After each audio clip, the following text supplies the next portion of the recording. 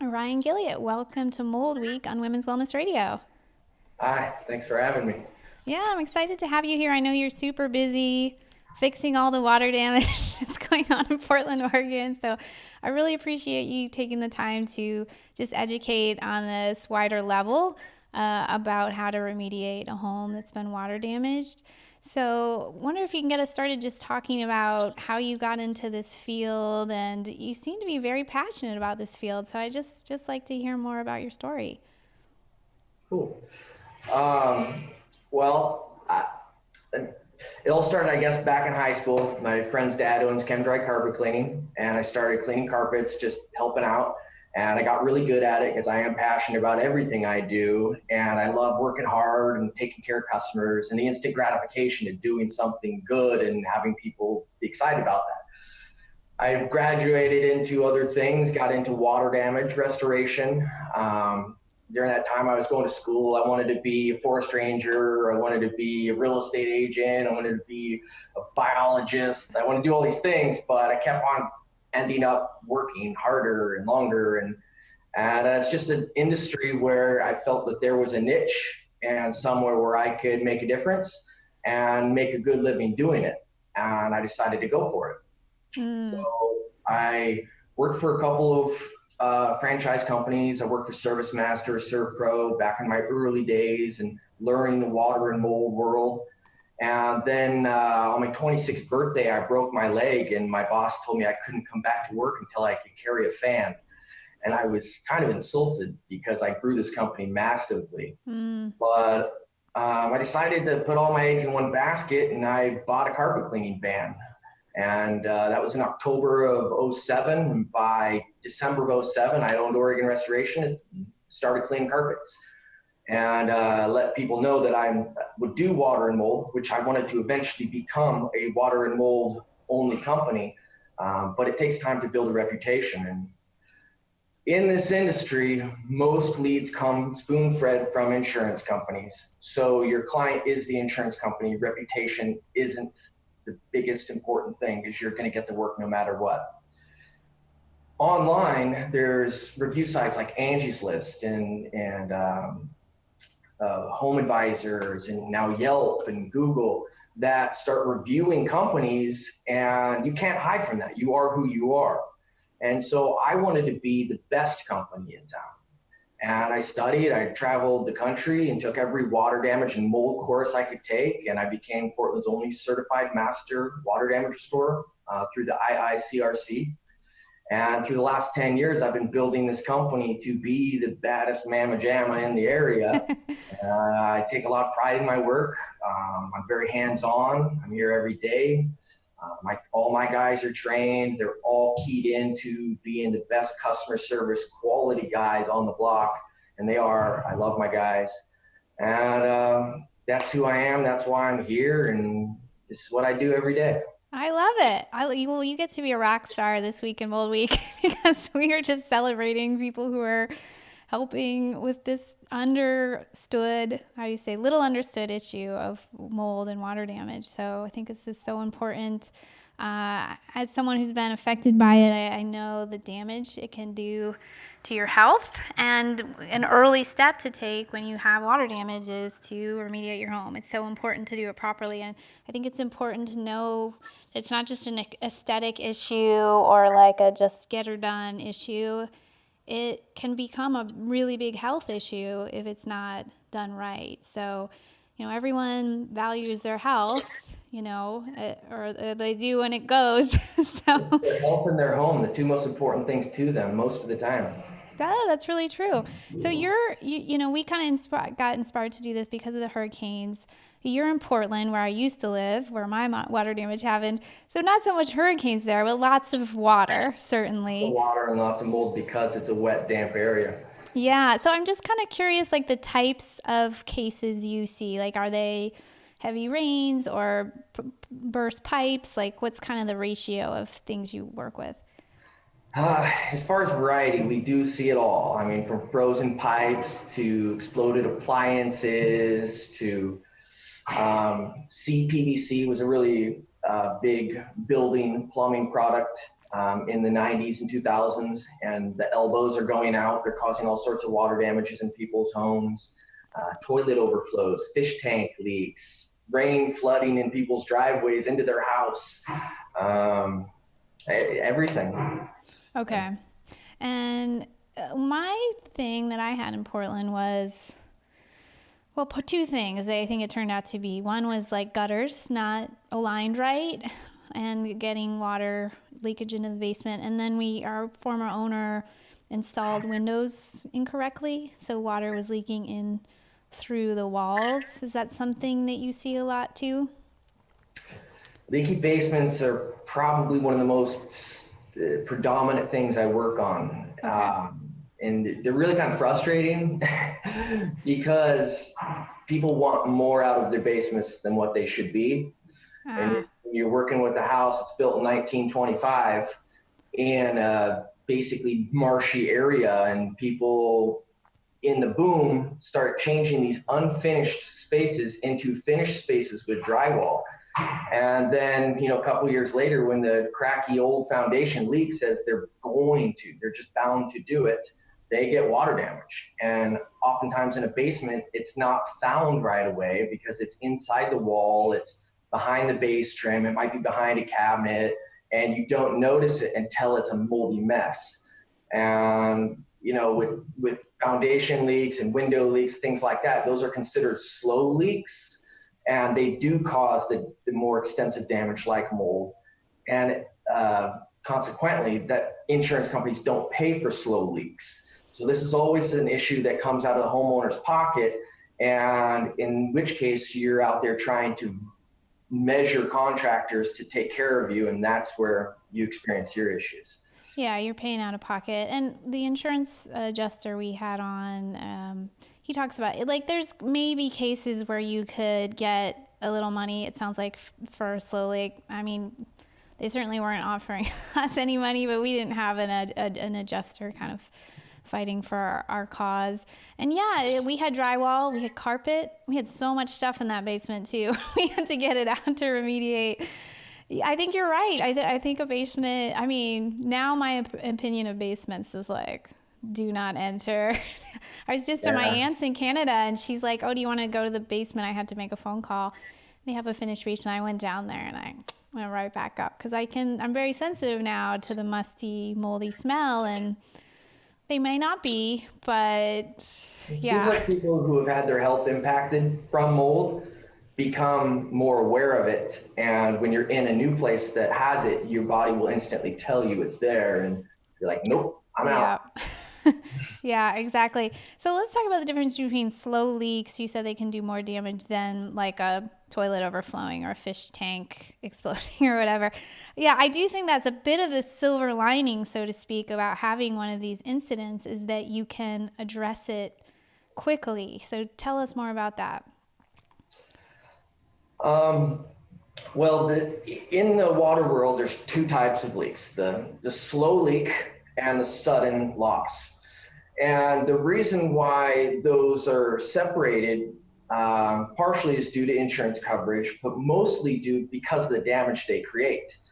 An instantaneous loss will spread across your entire room, entire house very quickly, and it will damage a lot of square footage. But if you can get a professional out there quickly, we can restore that home without doing a lot of demolition and damage because the house hasn't been wet for so long that microbial growth develops.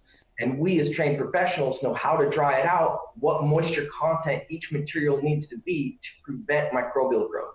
That is our sole existence. That's what we do. But in a slow leak, because it's happening in a little bit at a time, it comes in and it only affects a very small area. And then that stays wet for a certain amount of time, and then it gets reaffected with more moisture and it stays wet. And so the damaged area is very small in scope, but it's got lots of mold, there's rot, there's things that you would never have seen.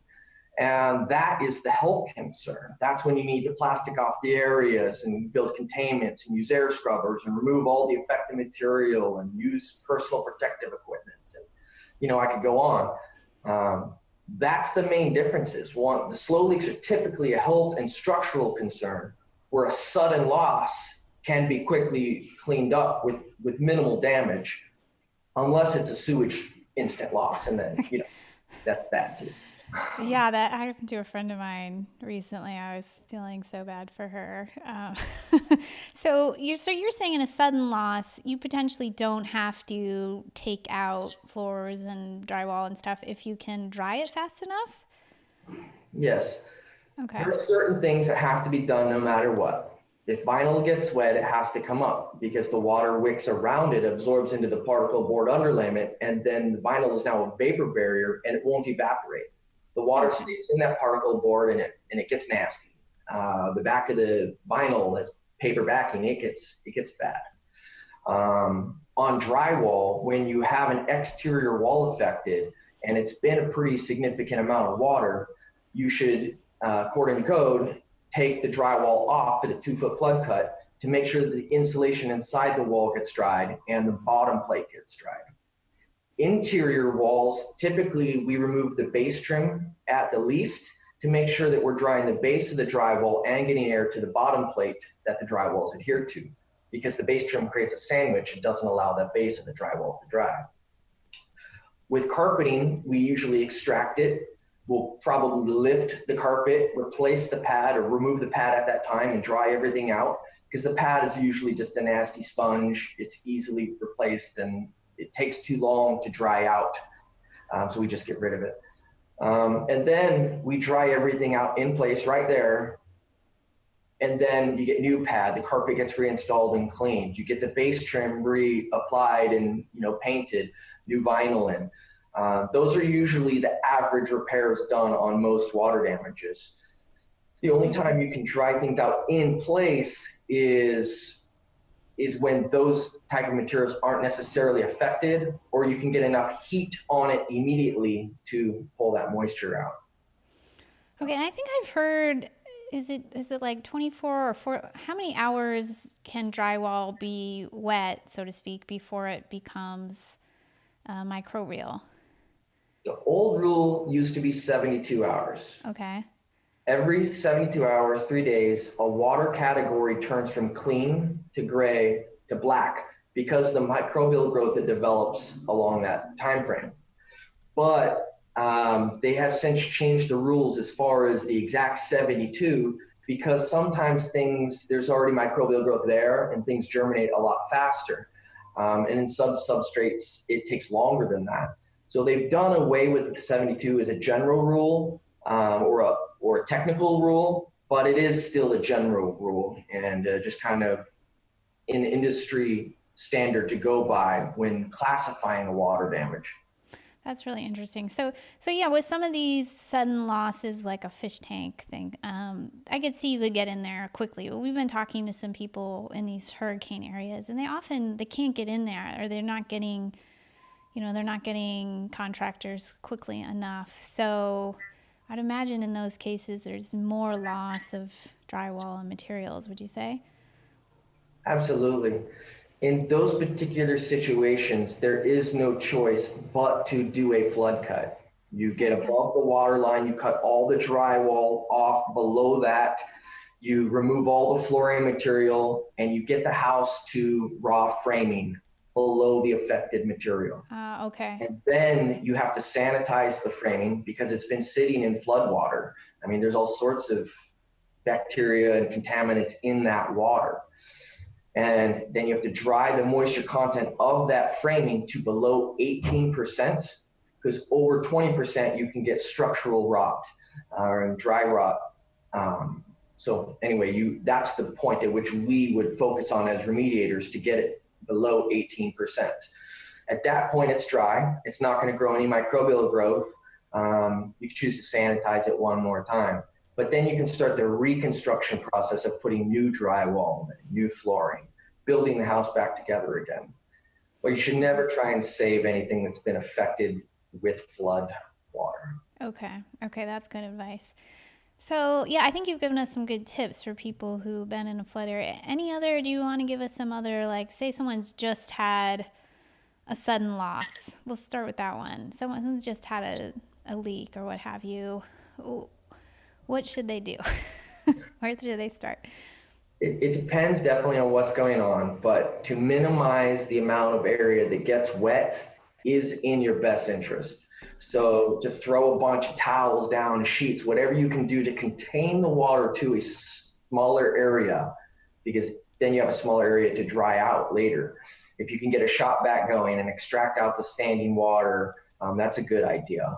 Always move any valuables out of the affected area, artwork, electronics, music equipment, any furniture that has a wood leg or a metal leg. You want to make sure it's up on top of wax paper or tinfoil so it doesn't leave stains on the wet flooring.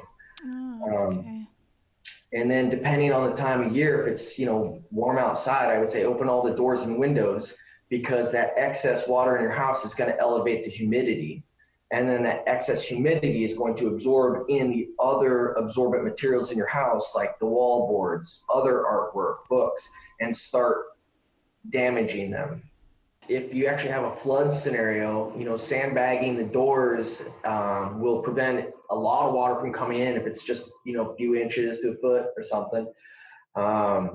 Other situations, to prevent an appliance failure when you're not around, or if it's a vacation home, you can shut the water off at the main. You can also drain all the water in your lines by opening up like a water bib on the outside, a hose bib on the outside, and draining all the system.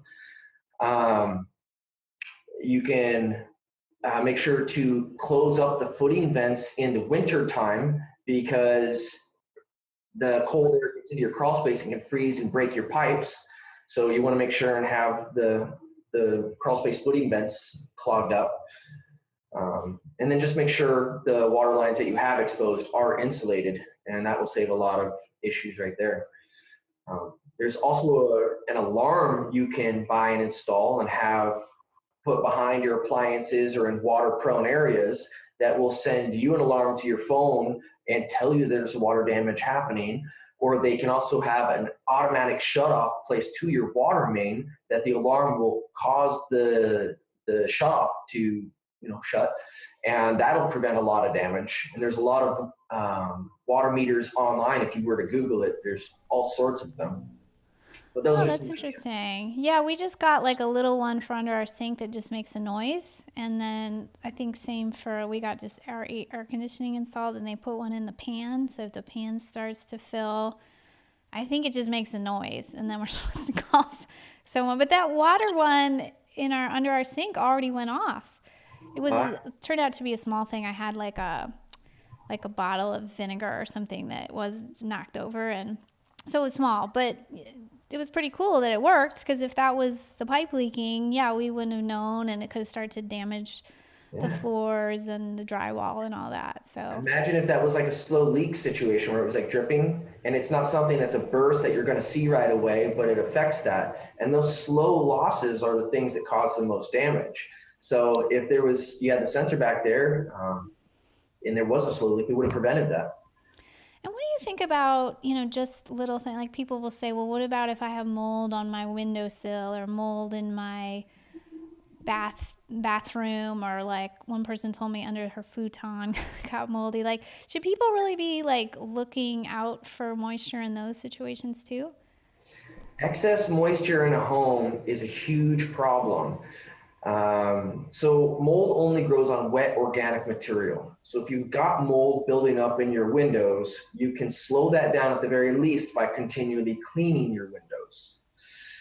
There's a product that you can put in there called Concrobium Mold Control. And What's you it can get called? that at like Cumprobium? Concrobium Mold Concrobium. Control. Okay. And you get it at Home Depot, and it's a salt solution. It's super safe, and it kills mold by crushing, encapsulating the spores of the cells, and then leaves a salty residue that mold does not like and inhibits its ability to come back. You can also use that to clean your bathroom when you have situations come up, just on the surface of the paint from too much humidity. But one of the biggest reasons why you have all this excess humidity in the house is because people aren't using their bath fans enough, or it's not working at all. And then all that excess humidity from your shower builds up in your house and starts condensing on everything, becoming liquid moisture. It condenses in the old windows. In old houses in Portland, it happens on exterior walls because they're not insulated well enough. And people put their dressers or hang mirrors on exterior walls or put their headboard up against the exterior wall. And then you get stagnicity, a lack of airflow, and that condenses moisture quickly. So in older homes, I definitely recommend people not place things on any exterior walls. Make sure that they have them spaced at least, say 4 to 6 inches so that there's airflow. Make sure you're well ventilating all the rooms of your house, and that you're overusing your bath fans and that it's completely dry before it turns off. There's even humidity sensing fans that people can install that come on automatically and shut off automatically when they need to. So there's a lot of humidity prevention techniques out there. Yeah, I think the bathroom fan is a neglected part of the home. Like they're old and I'm like super noise sensitive, so I hate running the fan. But now I get it. Like and it's usually like a half an hour you're supposed to run it. Also, I think closets, like people over shove things into closets, and yeah, you don't know if there's like changes of moisture levels, and you're developing mold on clothes or books or something. So there's another good reason to clean out your closet. Yeah, and don't overstuff it, especially in old houses that have the closet on the exterior wall. Those are great tips. Yeah. And then I So think it's probably, I mean, I'm curious what you see, but I would imagine if I was in this situation, I might just like kind of freak out and like leave and start making phone calls, but not think to like actually deal with the water that's there. What do you find? Do you find that people do these things automatically, or is it a mixed bag? it's totally a mixed bag. Okay. I see people, I walk in, I'm like, well, what do you need me for? You're doing everything right. You need any advice? Let me know. I'll help you finish it up. There are other people that are like, literally, Ryan, here's the keys. Don't call me till it's fixed. I don't want to Okay. look at it. I want to touch it, but if people are willing and able, you want to try and shut the water off. Yeah, and you want to try and protect your home as quickly as possible. Yeah, shut the water off and turn off like electricity. Would you say turn off electricity? Because that cause problem? Yeah, it depends. The Maybe. only time Okay. it's really ever I've seen it be an issue is when you have a flooded basement and you have like standing water in a basement. You don't want to go down there because you could have some sort of electrical device live in the water and it could electrocute you. Same with crawl spaces. Sometimes crawl spaces have water in them and people have to go in there to start installing sump pumps and whatnot. But it's important to extract that water out first before going into those areas. Okay. So it sounds like if you're handy, some of these things you could do yourself quickly before the water. I would imagine don't still be in there when the water's getting older and nastier. But if you can quickly do some of these things you're describing in your hand, like I don't feel like I would be comfortable pulling out the trim and the carpet and all that. But some people have experience with that kind of a thing, I imagine. Yeah, that's definitely something that can be left for the professionals, and you can do that cleanly, so it's easy to repair. Yeah, yeah. So you mentioned earlier that not everyone is certified to do things properly and that insurance companies just kind of dole out the work. And I mentioned to you before we started recording, I was different. I was a slow leak case. But, we got a few quotes and people said, oh, we'll put up plastic, we'll run air scrubbers. But, we weren't experts in the details of these kind of jobs. And we didn't really know what to, who would be best, so to speak. We did sort of like just kind of hire someone who we had, was a nice guy, had a good feeling about, and had a good price and seemed fine. But it sounds like we should have been a more informed consumer. So tell us more on like how to find a good company, how they should be doing it. Well, that's a lot of information you're asking. I don't even know where to start, really. Um, so, yes, the insurance companies do dole out work, but not in the direct, what we call the direct pay world, because these are slow leaks. These are something you as a homeowner have to figure out. And it's not like you're given a handbook on what to do in the event of a water loss when you buy your house, although we do hand those out now, right? But that's one of the reasons why we have really developed the customer service side of our business and became Portland's highest rated company, is because we're trying to educate people on what to do and what the differences are. Because you do not need to be certified to do this work. You only need to have insurance and have a state business license. And people, it's a copycat industry. A lot of people think they know what they're doing because they've heard or seen other people do it. They don't understand the biology of mold. They don't understand how small mold spores are and how pervasive they can be.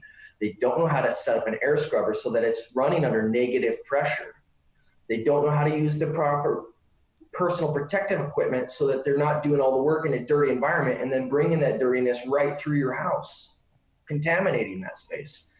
And how you figure out whether or not that contractor is able to do that, that's tough. That's really tough. I'm not sure that every person in every market is going to be able to really monitor their guys that well. But so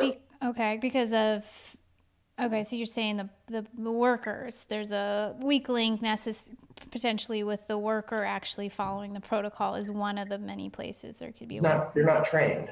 Okay. They're not trained. You get an estimator who comes out who might be certified or not, might be trained, just has a couple years as a worker. Now he's estimating, and True. the stuff that he was told by, the uncle at the company telling him what to do as a worker is what he thinks the rules are. What the industry standard is. They don't necessarily leave other companies and find out all these other information from other companies they work for. That's the information they get. And then they go and duplicate that. So you do get a lot of water down between, owners and estimators to technicians right then and there. I wish it was required to be certified to do this work, like it would be lead or asbestos. This is people's health. So why not require people to be certified to do the work, So this organization you mentioned, this IICRC, is that what it's called? Mm-hmm. Is that like a website people can go and see if there's someone certified in their area? Absolutely. Okay. The easiest way is to go to the cleantrust.org. And the Clean Trust is the organization, and the IICRC is their school for teaching. The IICRC is the Institute of Inspectors, Cleaners, Restorers certifications. Okay. And I'm actually a certified master water damage restorer. Okay, so we can go to so cleantrust.org will have a rundown, but I would imagine in some areas there is no one who's certified. No, and I've known good contractors out of market that aren't certified, but they're the best in their industry and in their area, and they really are doing good work. They just haven't gotten certified for whatever reason.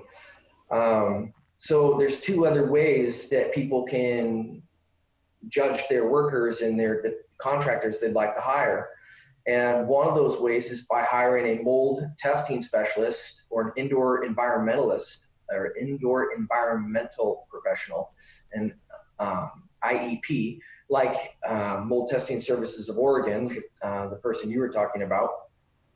And they come in and they can establish the scope of the job before a contractor gets out there. They can do air samples and surface samples and tell you where the mold is at and what protocols need to be followed in order to do it correctly. This is an extra expense for the homeowner, but it is highly valuable in sensitive situations. And then the worker comes out and does the work under this protocol, and then that indoor environmental professional can come out afterwards and look at the work, look at the containment, make sure it was up, then test the inside of the contained space, the outside of the contained space, and determine whether or not they have elevated mold spores, if there's been cross-contamination, and if additional work needs to be done. Okay, yeah, that's a good tip. I would say in my case, we did have a mold inspector first, and I would imagine in some cases, a slow leak, you do go to a mold inspector first, often, before you remediate. You got to know what you're dealing with. And then our mold inspector recommended, gave us a few names. But I wouldn't say they supervise exactly how things would be done. I guess the names he gave us are people he thought would do a good No, they're not job. supervisors, they're just inspectors. So Okay. they will establish the scope of work and then they will check the work at the end. So that's the best right now. That's the average. You could pay that mold inspector to monitor the mitigation contractor and do like daily checks on them, but nobody does that. I suppose you could, and in some Hmm. situations it'd be a really good idea, but mostly it's just hiring somebody you trust and making sure that they're following the basic safety protocols of making sure the containment is sealed with tape around all the edges. They're using suits inside the containment and they're taking them off before they come out of the containment. Um, and they're carrying their bags out. They're either taking them out a window or they're double bagging them at the containment entrance before they carry them out of the house. Or sometimes I build plastic containment tunnels that go to the front door so you can take it right out of the containment out the front door. Um, those are just little things that contractors need to do. Mm. Really not sure what to say. I wish there was a better way for you to be able to monitor people, but it's really hard. It is Well, really hard. you gave us some good tips right then. It's just about the taping and the like. I'm trying to think back now. This was quite a while ago that ours remediation was done. I'm like, was there tape on every edge? I mean, I definitely remember him walking in and out in his suit, which means he wasn't taking the suit off. So that was happening. I distinctly remember when it was sort of all done, so to speak. I went down to the basement and he was giving me the tour, and I immediately had asthma, and I was like, no. And he's like, no, it's all clean. We've done it all right. And I was like, nah, I wouldn't feel like this. We're all done right. But I was just a ignorant consumer. We that's how it is when you know this business really well, and I didn't. But I knew from my body that something wasn't right. Those are the And situations you absolutely want to hire a mold testing specialist. Um, Yeah, and we did actually. We didn't just do the remove. We did every. We ended up selling the house, so we new carpets. Da, da, da. So when the house was completely empty, like literally empty, we had the air tested again, and it passed. But the extent we went to, I think, to really make it clean enough for our health was I believe even maybe more extensive than you would say. Like an air test is just testing spores, right? It's not finding toxins. Is that correct? it's just counting the spores, and that's airborne spores. It doesn't count the settled spores. Exactly. So I think there's a weak link there as well. So like for us, first of all, we had lived in a house with mold for a long time. So who knows how much toxin had already spread. And then we stayed in the house while it was remediated, and all our stuff wasn't in the basement, but it was everywhere else. And the guy was coming up and down, and who knows. But I'm pretty darn sure that when we remediated, everything got worse for our health because the toxins were flying around. So that's one place where, yeah, with the contractor we had, and I think others that we talked to, they're like, no, you should do the air scrubber and then it's fine. I'm like, I don't think it quite You know, works the like that truth from a is, health perspective. and the more I'm talking to you, the more I'm kind of just remembering it, and I guess making it public too. The quality, the average quality in the industry is very, very low. It Okay. wasn't hard for us to take the number one spot in town. There was nobody in number one. You know what I Yeah, mean? and I think you're right. People probably learn on the job, and like they're wearing they got the air scrubber, and then it seems like they're checking off the list. But it sounds like there's little details about, are you taking your suit off, da da da. That It's a detail industry. You have to be Yeah, very precise with what you're doing because you're dealing with a mold spore that is essentially a gas. It is so light, it stays airborne for hours to days, and any movement just walking through the space will bring those settled spores back into the air again. And if you allow those to be collected on your clothes or on the trash bags you're carrying, or you don't seal your containment properly, or you don't have it under negative pressure, that air is just dissipating and it's going throughout the rest of the house. It's going everywhere that air can go. And people just don't give it credit because they're not looking at it. They can't see it with their own eyes. Exactly. Yeah. Yeah. Yeah. It's And like, I'm remembering like the vacuum. I'm like, what vacuum did he? I hope he used his own vacuum. Because because that's, you don't want to ever use that vacuum again if you've, vacuumed up no, after remediation. yeah, use special commercial grade certified HEPA vacuums.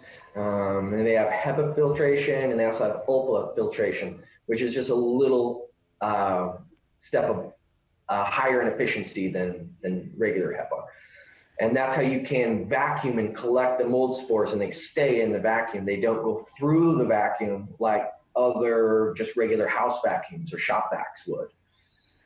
Okay. So I want to back up because people might be freaking out a little bit at this point, like, oh my gosh, like, could this happen? And so there's these different types of leaks.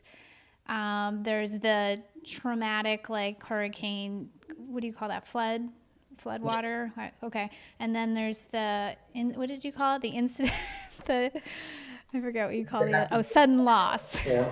I'm going to learn my terms. So if those are remediated correctly from the outset, there could be very little damage to your property and potentially no mold left behind if it's done correctly. Yeah. The But problem is you've got contractors that are doing things like cleaning the surface of drywall, like saying, look, the mold's gone. I was just looking at so we have this magazine, it's Restorers and Remediation, and in there they're promoting this chemical supplier and this process developer for mold remediation. I won't say their name, but I went and looked at them. And they are on their own website with video cleaning mold on contents by just wiping it off. When you can't do that, it's a fabric. You need to rinse the fabric if you even can touch a fabric like that without any personal protective equipment, respirators, suits, yeah. anything, just open air in the person's house without even so much as an air scrubber. Oh And my they're selling gosh. that like Yeah. online publicly today. So Oh wow. it's not only that there's not enough education out there, there's misinformation out there. So like in that floodwater situation, what I was getting at is like, even though the surface of the drywall may look clean because you cleaned it off, the backside could be horrible. And Exactly. that will, Yeah. severely contaminate your air. So you have to do certain minimums, like remove the drywall. And when you have situations like a flood, you get these contractors that are either money hungry or they just have a desire to help as many people as possible, and they end up cutting corners, going too fast. They're not doing everything they need to do, or they're getting outside pressure from the homeowner saying, no, don't do any demolition, please just dry it out in place. And some contractors are weak and they do what the homeowner wants them to do instead of what they know is right. And that ends up leaving damaged material behind when it should have been torn out. Yeah, yeah, I think, and there's do it yourself too. When I got off the phone with the claims adjuster, he was saying a buddy of his had taken the claim check and was like, sweet, I got this money, then did it himself, the work, but inadequately, and ended up living in the same home. Anyway, the carpet pad was full of mold. And he was there living in the home, sick, sick, sick. And only later, like 6 years later, he went to sell the home and change the carpet and found all that mold. So you gotta do it right, even if it's more expensive. I try not to be like a fear monger or use scare tactics. I like to say your fear about the mold should be relative to the area of affected space. So if you have a small spot on the wall, you don't have to run for your life. It's not that scary and it can easily be cleaned up. But if your entire room's affected and you're sleeping with a bunch of mold behind your headboard, you should be concerned about that. You should consider what that's doing to your health, and you need to clean that correctly. Yeah, yeah, and not everybody, has the same genetics and the same, triggers. So, for instance, our contractor, I'm like, I can't imagine he's in his moldy places all the time. I mean, you too. I'm like, I can't imagine doing that. But, genetically, you might be better suited to do it, or you've had other, like, less health stressors. So, we can't say every case you see mold, you're going to get deathly sick. It just depends on the case. And I just want people to just be aware that it can be a serious health hazard. So, best to catch it early.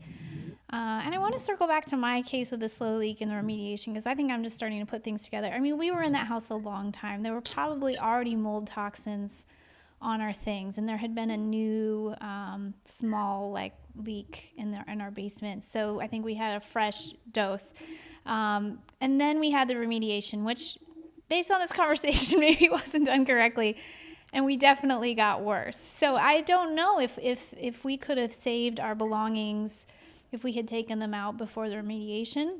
I'm not sure, but yeah, all the porous things, and you'll hear this a few times during mold week, the porous things will absorb those gases that you talked about, and you can't really get them out. So in our case, I guess I'm just wondering, could we have saved more if we had taken everything out of the house before remediation, or if the remediation was done correctly? I'm not sure because that's all that stuff was in the house for so long. There's so many variables, There and are. I don't want to confuse clean water damage jobs and the processes and techniques you use to take care of those with a mold job. With a mold Yeah. job, you don't want to take anything out of the area because it's probably already contaminated and it needs to be cleaned before it's moved to another area. It depends on the type of job that you're working on to know what protocols to follow for safety. Yeah, I mean, for instance, we were not advised to dispose of the things in the basement. We were advised to just get them out of the way so they could do the work, which means we brought them all upstairs, which probably was also a really bad idea. It's just, again, like lack of information, and I don't want to blame the contract. He knew he was doing his best, but this is why we're doing this event. Like, I'm a healthcare provider, and I did not understand any of this, and I got myself a lot sicker, which means a lot more expense and a lot more like lost time for myself. So yeah, it's so complicated, and it's so invisible. It's so hard to. How can you understand that a gas is like all over your things? Like, it's just a hard concept to even gather, especially like you said, your home, like it's your stuff. It's your stuff you paid for, and you don't want to get rid of it. But yeah, I'm glad we're talking about this and comparing the different scenarios because they all are different. We covered a lot of things. Anything you feel like we've missed or that you want to summarize a little better? It all depends on the topic. I talk about this every day, all day, so I could probably, take it till the evening. There are thousands of scenarios with thousands of species of mold, with hundreds of body types, if not more, in sensitivity levels. So not every job in every scenario, you're going to have the same outcomes. Not everybody's going to get sick. Not every house needs to be demoed. Not every mold is bad, That's but true. the general safety precautions of, if you know you have mold in a room, seal off that room. Seal off the forced air vent into that room, like the heater, and maybe place a dehumidifier in there if you can, and then tape off the door to that room. And the reason is you want to control the airspace. You don't want the air being pushed out of that room by the furnace and blowing that down the hallway into other rooms. You want to control that airspace. And then by putting up that environmental control, so many times I've said that, then the remediator has something easier to work off of. Then he can make a quick decision on what items in that room need to be cleaned, what in the process. If you start moving stuff out of the room, if you start tearing into the wall yourself, you're going to make a humongous mess in which it's going to take a lot harder to get that back under control.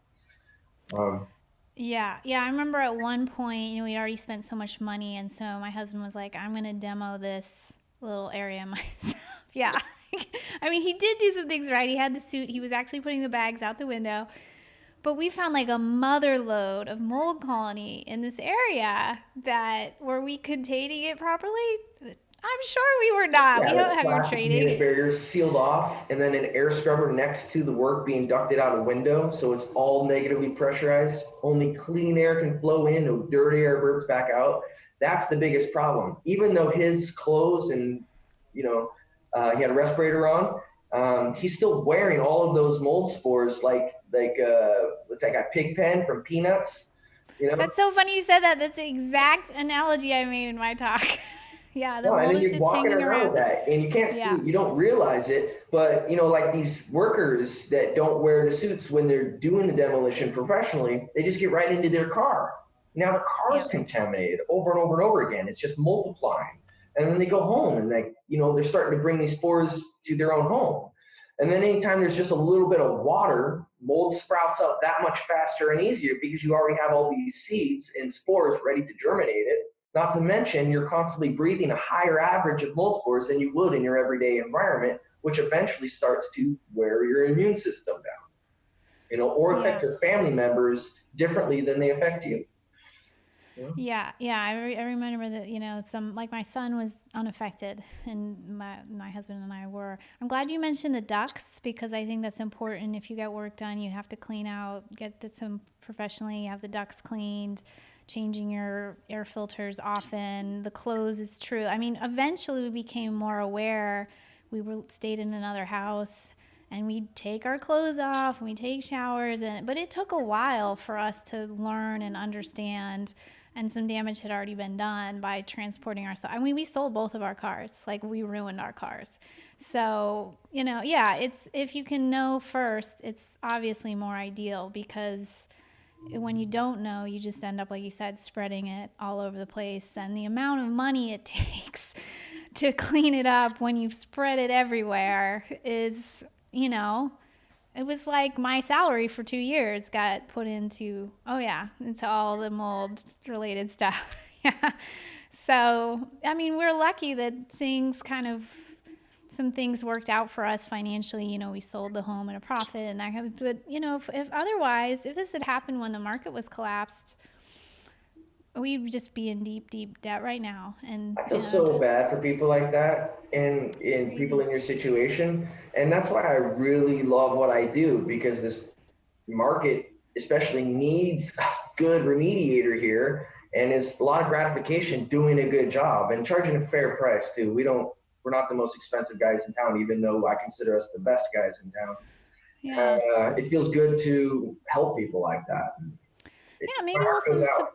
yeah, thank you. Maybe we'll inspire some people to go into this line of work because I'm really glad that we are connecting because it's like there's this health side and then there's this, physical building side.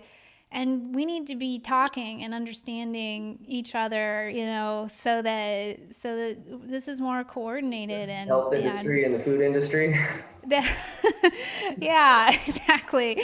So that yeah, it's like it is a health issue that involves our environment. So we need to have people like you who really understand the environmental side of it and the physical side of doing it. So yeah, maybe inspire some people to get into this field because frankly, I think it's growing. I think the mold problem is we're going to just see more and more of it. Climate change is happening and more homes. I mean, how many homes just got damaged with these hurricanes? In the millions, probably. So Yeah, yeah. there's definitely not enough remediation contractors in the country to deal with an issue like that. Oh, wow. Good to know. People, big restoration companies from all over the United States are going and helping, but it's just no way. There's no way to take care of everybody. So people do need to learn about these things and what to do. There needs to be some sort of public awareness, some sort of, I don't know. There's so much information out there these days. It's hard for people to get one positive direction. Yeah. Well, yeah, if you're watching this, you need a new career. Go into water damage restoration because we need you. So, Ryan, your website is what? It's OregonRestoration.com. Okay. And we will link to that and tell us some of the resources and things people can find there. Wow. I don't know about resources per se. The website's pretty new, but my partner Aaron and I, that he's built the website. The resources page is something that I'm very passionate about and I'd like to make a bigger part of. Um, but there Well, are, you can get this video up on there yeah, once we're it is done up with there. it. But the IIC, the cleantrust.org is a Okay. very good place to go for information. Um, And if you're in the Portland area and watching this, or how far away from Portland do you go to do work? we're just southwest of Portland. We're just outside the city. Okay. Okay. Yeah. So if you're in the area and you're needing work done, you can contact Ryan or contact Garrett at our, we'll link to his mold testing company too. You know, we don't have resources. I don't personally know resources all over the country, but this Clean Trust site may have some, and we'll try to just gather as many resources as we can and links in that for people attending. Or if you're attending and you want to share, just these will all be posted on our blog. So if you're like, hey, I know a great remediator in so and so town, we'd love to hear it. You know, this is a lot of this is just the nuts and bolts of finding the resources There's to definitely get good help. resources out there. They're just not on the tip of my tongue. So let me compile those for you, and then you can add them so people have a direct way to get to them. Okay, perfect. Well, thank you again, Ryan. We really appreciate that you have put in the passion and you're helping a lot of people. So thanks again for your time. Thanks for having me on.